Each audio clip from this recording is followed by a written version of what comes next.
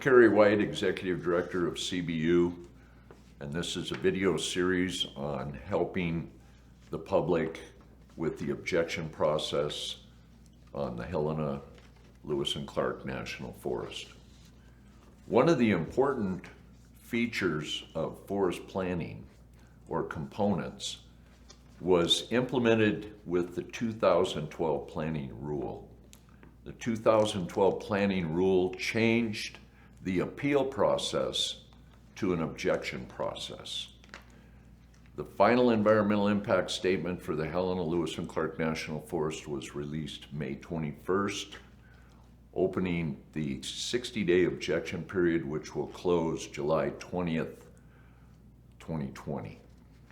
That 60-day period allows interested parties, folks that have submitted comment on the scoping or the draft environmental impact statement, or also objections are accepted on issues that have arose after the final environmental impact statement has been released.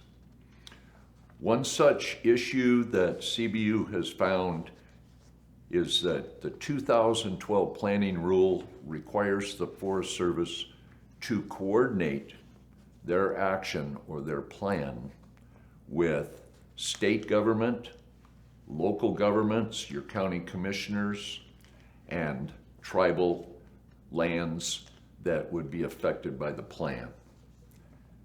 In the Helena, Lewis and Clark National Forest, the federal agency has not complied with the requirement in coordinating with local governments. Montana has passed into law the growth policies that have been adopted within the counties in the state of Montana can be used and are valid in coordinating with federal agencies in their planning actions. One of our sample objections on our website contains the language about coordination and plan consistency with local governments.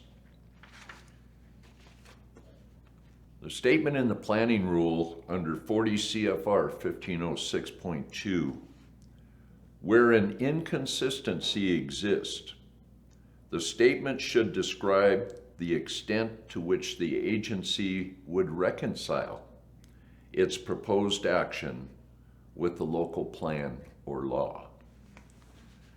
The Forest Service has violated this requirement in the final environmental impact statement, and in fact, rather than bring their plan into consistency, they make the brief statement as follows. While certain components may not be fully consistent, the Helena, Lewis and Clark National Forest will continue to work with these entities to address the impacts and benefits from forest management. This should be unacceptable to local governments, to tribes, and also to state government. The federal agency under the 2012 planning rule is required to have their plan as consistent as possible with the local plan.